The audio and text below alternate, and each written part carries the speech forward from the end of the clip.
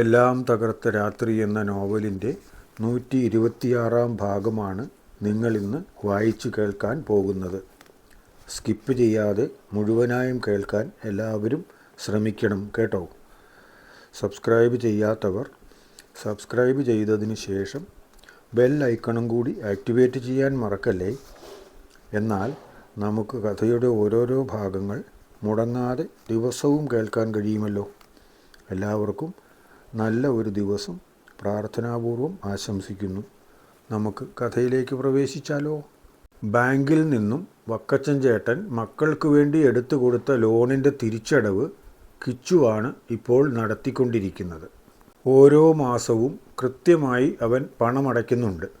കടം എത്രയും വേഗം അടച്ചു തീർക്കുന്നതാണ് നല്ലത് എന്ന് സുഹൃത്തുക്കളെല്ലാം അവനെ ഉപദേശിച്ചു. അതുകൊണ്ട് ലോൺ അടച്ചു തീർക്കുന്നതിനായിട്ടായിരുന്നു കിച്ചുവിൻ്റെ ശ്രമം. അതിനെന്താണ് ചെയ്യേണ്ടതെന്നും കൂട്ടുകാർ ഉപദേശിച്ചു.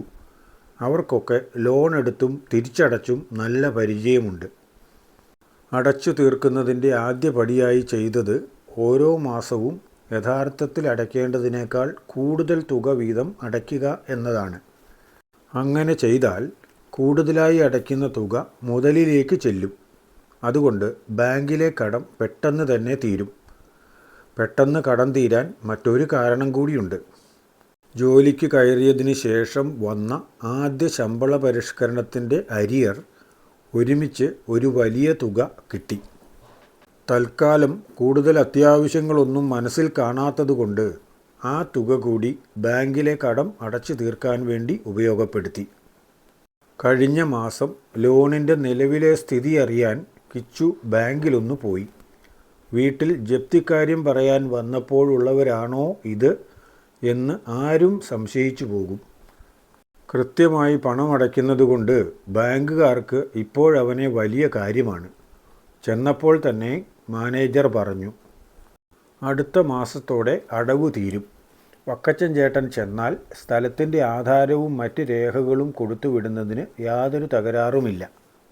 പുതിയതായി ലോൺ വല്ലതും വേണമെങ്കിൽ സാറിൻ്റെ സാലറി സർട്ടിഫിക്കറ്റിൻ്റെ ബലത്തിൽ തരാം എന്നും കിച്ചുവിനെ അറിയിച്ചു. കിച്ചു ബാങ്കിലെ ലോൺ അടച്ചുകൊണ്ടിരുന്ന കാലഘട്ടത്തിൽ തന്നെ വക്കച്ചൻ ചേട്ടൻ്റെ വീട്ടിൽ ഒരു ആലോചന നടക്കുന്നുണ്ടായിരുന്നു. നേരത്തെ പറഞ്ഞപ്പോൾ കിച്ചു എതിർത്ത കാര്യമാണ്. അത് എന്താണെന്ന് വെച്ചാൽ ലോൺ അടച്ചു തീർത്ത് സ്ഥലത്തിൻ്റെ ആധാരം തിരിച്ചെടുക്കുമല്ലോ. അപ്പോൾ അത് കിച്ചുവിൻ്റെ പേരിലേക്ക് എഴുതി കൊടുക്കുന്നതായിരിക്കും നല്ലത് എന്നാണ് ആ നിർദ്ദേശം ആദ്യം അവതരിപ്പിച്ചത് ദീനാമ്മ ചേട്ടത്തി തന്നെയാണ്. അവർ ഇങ്ങനെയാണ് വക്കച്ചൻ ചേട്ടനോട് പറഞ്ഞത്.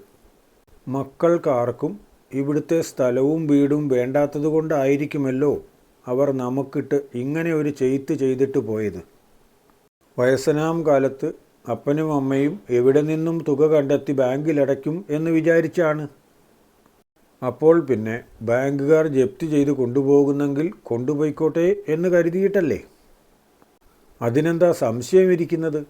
അവർക്ക് അവിടെ വീടും സ്ഥലവും ഉള്ളതുകൊണ്ട് ഇവിടുത്തെ വീടും സ്ഥലവും പോയാൽ എന്ത് ഛേദം? ഏതെങ്കിലും കാരണവശാൽ ജപ്തിയാകും എന്ന് തോന്നുന്ന സാഹചര്യം വന്നു കഴിഞ്ഞാൽ കിട്ടുന്ന വിലയ്ക്ക് കൊടുത്തിട്ട് ബാങ്കിലെ ലോൺ അടയ്ക്കും. അത് കഴിഞ്ഞ് ബാക്കി കിട്ടുന്ന നക്കാപ്പിച്ച കൊണ്ട് എവിടെയെങ്കിലും 5 സെൻറ്റ് സ്ഥലവും ചെറിയൊരു വീടും വാങ്ങുമെന്ന് അവർക്കറിയാമല്ലോ. എന്നിട്ട് അവസാനം അതും അവരുടെ പേരിലേക്ക് തന്നെ എഴുതി കൊടുക്കാനല്ലേ. ഇത്ര കാലവുമൊക്കെ കൊടുത്തത് മതി. അവർക്കിപ്പോൾ ആവശ്യത്തിനുള്ള മുതലുണ്ട്. ഒന്നും ഇല്ലാത്ത ഒരുത്തനാണ് കിട്ടുന്ന കാശ് ബാങ്കിൽ കൊണ്ടുപോയി അടച്ച് കടം തീർക്കുന്നത്. അതുകൊണ്ട് നീ എന്താ പറയാൻ വരുന്നതെന്ന് വെച്ച് കഴിഞ്ഞാൽ മുഴുവനായും അങ്ങ് പറ പെണ്ണേ. ഇനി പറയാൻ പറ്റാതെ നിന്നുപോയതാണെങ്കിൽ കുഴപ്പമില്ല. ശ്വാസമെടുത്ത് മെല്ലെ പറഞ്ഞാൽ മതി. ആധാരം എടുത്തു കഴിയുമ്പോൾ ആ സ്ഥലവും വീടും കിച്ചുവിൻ്റെ പേരിലേക്ക് എഴുതി കൊടുത്താൽ മതി എന്നാണ് ഞാൻ പറയുന്നത്. അന്ന് പറഞ്ഞപ്പോൾ അവൻ സമ്മതിച്ചതല്ല. മരിക്കുവോളം ഈ വീട്ടിൽ താമസിക്കാൻ അവൻ സമ്മതിക്കാതിരിക്കുകയും മറ്റുമില്ല. ഇനി അതല്ല, വഴിയിലിറങ്ങിപ്പോകാനാണ് നമ്മുടെ യോഗമെങ്കിൽ സാരമില്ലെന്ന് വയ്ക്കാം. ബാങ്കുകാർ ജപ്തി ചെയ്താലും അതുതന്നെയല്ലേ സംഭവിക്കാമായിരുന്നത്. അവൻ തയ്യാറായതുകൊണ്ടല്ലേ വക്കച്ചൻ്റെ വീടും പറമ്പും ജപ്തി ചെയ്യാതെ പോയത്. അതുകൊണ്ട് അവന് ഈ വീടും സ്ഥലവും എഴുതി കൊടുക്കുന്നതിൽ എനിക്കൊരു കുഴപ്പവുമില്ല, സന്തോഷമേ ഉള്ളൂ. അവൻ എന്തായാലും ജീവിതാവസാനം വരെ പൂർണ്ണമായും നമ്മളെ സംരക്ഷിക്കുമെന്ന് ഉറപ്പാണ്. പിന്നെ മാറ്റങ്ങൾ വരുമായിരിക്കും. അത് ചിലപ്പോൾ അവൻ്റെ കൂടെ വരുന്ന ആളിൻ്റെ സ്വഭാവം അനുസരിച്ചായിരിക്കും. അതും അവൻ കണ്ടുവച്ചതാണെങ്കിൽ ഒന്നും പേടിക്കാനില്ല. മാറ്റങ്ങളൊക്കെ ചിലപ്പോൾ സംഭവിച്ചെന്നിരിക്കും.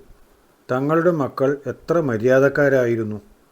ടോമിക്കാണെങ്കിൽ തന്നെ ജീവനായിരുന്നു. ഇപ്പോൾ എന്നിട്ട് അവനല്ലേ ഈ പണി ഒപ്പിച്ചിട്ട് പോയത്? ഓർക്കുമ്പോൾ വല്ലാത്ത വേദന തോന്നുന്നുണ്ട്.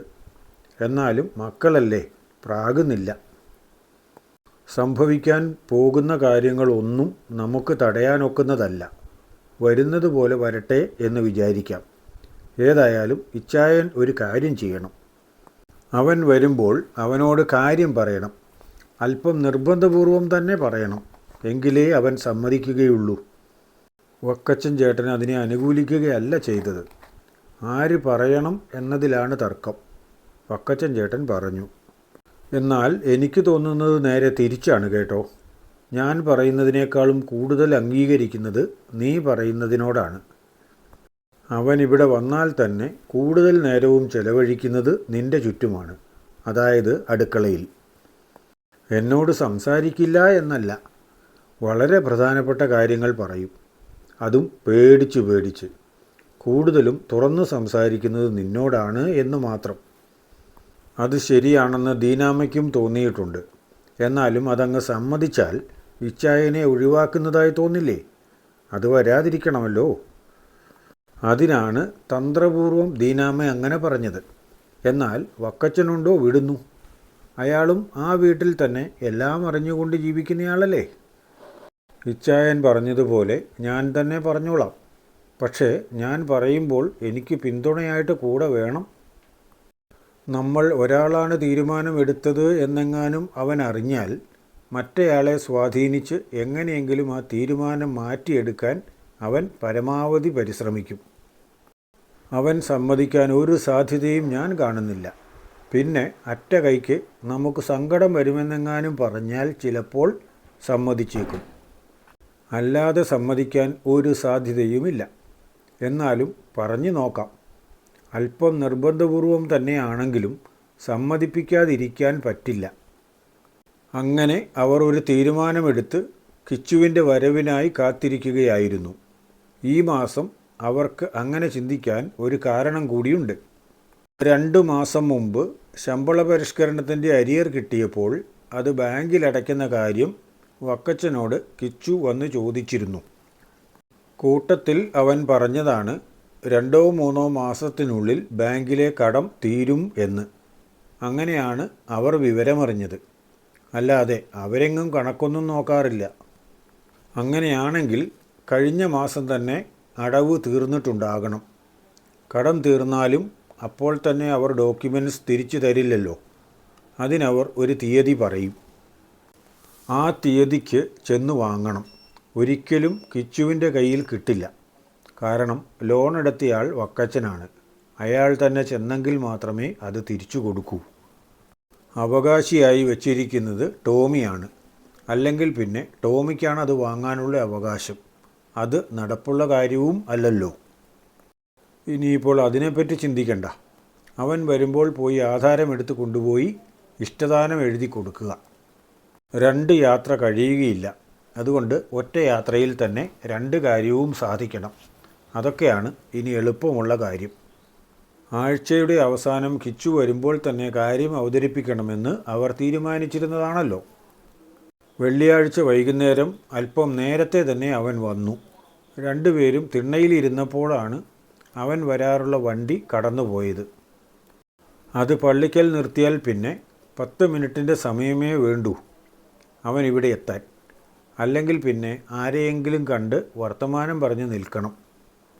മൂളിപ്പാട്ടും പാടി വീട്ടിലേക്ക് കയറി വരുന്ന കിച്ചുവിനെ നോക്കി തന്നെ അവർ ഇരിക്കുന്നത് പോലെയാണ് അവന് തോന്നിയത്. ഞാൻ വൈകിയൊന്നുമില്ലല്ലോ, പിന്നെന്താ ഇണക്കിളികൾ എന്നെയും നോക്കിയിരിക്കുന്നത് പോലെ തിണ്ണയിൽ തന്നെ ഇരിക്കുന്നത്? ഞങ്ങൾക്ക് നോക്കിയിരിക്കാൻ ഇപ്പോൾ നീ മാത്രമല്ലേ ഉള്ളൂ. അതുകൊണ്ട് വെള്ളിയാഴ്ചയാകാൻ കാത്തിരിക്കും. വൈകുന്നേരമാകാൻ പിന്നെയും കാത്തിരിക്കും. ബസ് പോയത് കണ്ടു. അപ്പോൾ പിന്നെ ഇതിന് നീ ഉണ്ടോ ഇല്ലയോ എന്നറിഞ്ഞിട്ട് അകത്തേക്ക് പോകാം എന്ന് വിചാരിച്ചു. എന്തായാലും ബാങ്കിൽ നിന്ന് പറഞ്ഞ സന്തോഷകരമായ കാര്യം അപ്പച്ചനെ അറിയിക്കണമല്ലോ. വന്ന ഉടനെ അവൻ റൂമിലേക്ക് പോയി. വസ്ത്രം മാറി ഇറങ്ങി വന്ന കിച്ചു അടുക്കളയിൽ പോയി ദീനാമ്മച്ചിയുടെ കൂടെ എല്ലാവർക്കും വേണ്ട ചായയും എടുത്ത് ടേബിളിലേക്ക് കൊണ്ടുവന്ന് വെച്ചു. ഇരുന്ന് ചായ കുടിക്ക്. അത് കഴിഞ്ഞ് എന്തെങ്കിലും പറയാനുണ്ടെങ്കിൽ പറയാം, അല്ലെങ്കിൽ കുരിശ് വരയ്ക്കാം. ഏതാണ് വേണ്ടത് എന്ന് വെച്ചാൽ അതങ്ങ് ചെയ്യാം. ഞങ്ങൾ ഒരു ചായ കുടിച്ചതാണ്. എന്നാലും നീ വന്ന് ചായയിട്ട് കൊണ്ടുവരുന്നതല്ലേ. ചായയുടെ കാര്യത്തിൽ മാത്രം അങ്ങനെ ഒരു നിർബന്ധം ഞങ്ങൾക്കില്ല എന്നറിയാമല്ലോ. എല്ലാവരും ചായ കുടിച്ചുകൊണ്ടിരുന്നപ്പോഴാണ് കിച്ചു ബാങ്കിലെ കാര്യം പറഞ്ഞത്. അത് കഴിഞ്ഞതേ ദീനാമ്മച്ചി പറഞ്ഞു. അങ്ങനെയാണെങ്കിൽ പിന്നെ തിങ്കളാഴ്ച തന്നെ ഇച്ചായൻ പോയി ആധാരമെടുത്ത് നമ്മൾ പറഞ്ഞതുപോലെ അങ്ങ് എഴുതി കൊടുത്തേക്ക്. അതായിരിക്കും നല്ലത്. അതിങ്ങോട്ട് കൊണ്ടുവന്നാൽ പോരെ. പിന്നെ ഇനി ആർക്കാണ് എഴുതി കൊടുക്കേണ്ടത്? ഞാൻ ചോദിച്ചെന്നേ ഉള്ളൂ കേട്ടോ. ഞങ്ങൾ രണ്ടുപേരും കൂടി ആ കാര്യത്തിൽ ഒരു തീരുമാനമെടുത്തു. തീരുമാനം സ്വീകാര്യമാണെങ്കിലും അല്ലെങ്കിലും നീ അതിന് എതിര് പറയരുത്. താൻ അല്ലെങ്കിലും ഇവർ എടുക്കുന്ന തീരുമാനത്തിനെതിരെ പറയാറില്ലല്ലോ. ഇതുവരെ പറഞ്ഞിട്ടുമില്ല. പിന്നെ ഇപ്പോൾ പ്രത്യേകമായി ഇങ്ങനെ ഒരു മുൻകൂർ ജാമ്യം എടുക്കേണ്ട കാര്യം എന്താ ഉള്ളത്? വെറുതെ ജാമ്യമെടുക്കാൻ നിൽക്കാതെ കാര്യം പറഞ്ഞേ എൻ്റെ ദീനാമ്മച്ചേടത്തി. ചുമ്മാ മനുഷ്യനെ തീ തീറ്റിക്കാതെ. വീടിൻ്റെയും സ്ഥലത്തിൻ്റെയും കടം വീട്ടി ആധാരമെടുക്കുന്ന കാര്യമല്ലേ നീ പറഞ്ഞത്? ആധാരം എടുത്തു കഴിയുമ്പോൾ അത് നിൻ്റെ പേരിലേക്ക് തന്നെ എഴുതി തരാനാണ് ഞങ്ങളുടെ തീരുമാനം. ഇക്കാര്യത്തിൽ നിൻ്റെ അഭിപ്രായം ഞങ്ങൾക്ക് അറിയണ്ട. മാതാപിതാക്കൾ എന്ന സ്ഥാനം നൽകുന്നതുകൊണ്ട് ഞങ്ങളങ്ങ് തീരുമാനിച്ചു. കിച്ചു ശരിക്കും നടുങ്ങിപ്പോയി. അർഹതയില്ലാത്ത ഒന്നും സ്വീകരിക്കരുത് എന്നാണ് ചെറുപ്പം മുതൽ കൂടെയുള്ള വൈദികർ പഠിപ്പിച്ചിട്ടുള്ളത്. ഇത് തനിക്ക് ഒരിക്കലും അർഹതയുള്ളതല്ല. അർഹതയുള്ളവർ ഇപ്പോൾ ഇവിടെ ഇല്ലെങ്കിലും ഉണ്ടല്ലോ. അവർക്ക് കിട്ടേണ്ടത് ഒരു കാരണവശാലും താൻ സ്വീകരിക്കാൻ പാടില്ലാത്തതാണ്. വേണ്ടെന്ന് പറയരുത് എന്ന് പറഞ്ഞുകൊണ്ട് അമ്മച്ചി എന്തെങ്കിലും ഒരു കാര്യം പറഞ്ഞാൽ വിശദമായി അവർ രണ്ടുപേരും ആലോചിച്ച് എടുത്ത തീരുമാനമായിരിക്കും. അത് ഒരിക്കലും അമ്മച്ചിയുടെ മാത്രമായിരിക്കില്ല.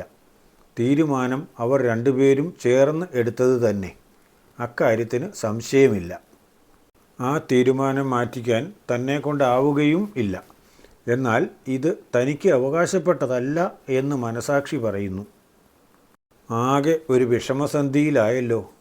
ആരോട് പറഞ്ഞ് ഈ പ്രശ്നത്തിനൊരു പരിഹാരമുണ്ടാക്കും? ആരോട് പറഞ്ഞാൽ പരിഹാരമുണ്ടാകും? അപ്പോഴാണ് കിച്ചുവിൻ്റെ മനസ്സിൽ ഒരു വൈദികൻ്റെ മുഖം തെളിഞ്ഞു വന്നത്. കിച്ചുവും വക്കച്ചൻ ചേട്ടനും ചേടത്തിയും ഒരുപോലെ ബഹുമാനിക്കുന്ന ഒരു വൈദികൻ്റെ അലിവാർന്ന മുഖം. അത് ആരുടെ മുഖമായിരിക്കും? വൈദികൻ പറഞ്ഞ് അവരുടെ തീരുമാനം മാറ്റിക്കുമോ? കണ്ടു തന്നെ അറിയാം. കഥ വായിക്കുകയും കേൾക്കുകയും ചെയ്യുമ്പോൾ നിങ്ങൾക്ക് തോന്നുന്ന അഭിപ്രായങ്ങളും നിർദ്ദേശങ്ങളും താഴെ കമൻ്റായി രേഖപ്പെടുത്തണേ.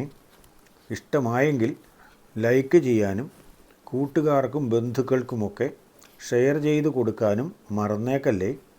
അവരും കഥയുടെ ഓരോരോ ഭാഗങ്ങൾ കേട്ട് ആനന്ദിക്കട്ടെ എന്ന്. അടുത്ത ഭാഗം നാളെ തന്നെ പോസ്റ്റ് ചെയ്യും. സാധാരണ പോലെ ഉച്ചതിരിഞ്ഞ് 2:30 തന്നെ. എല്ലാവർക്കും നല്ലത് ഭവിക്കട്ടെ. ഓക്കേ.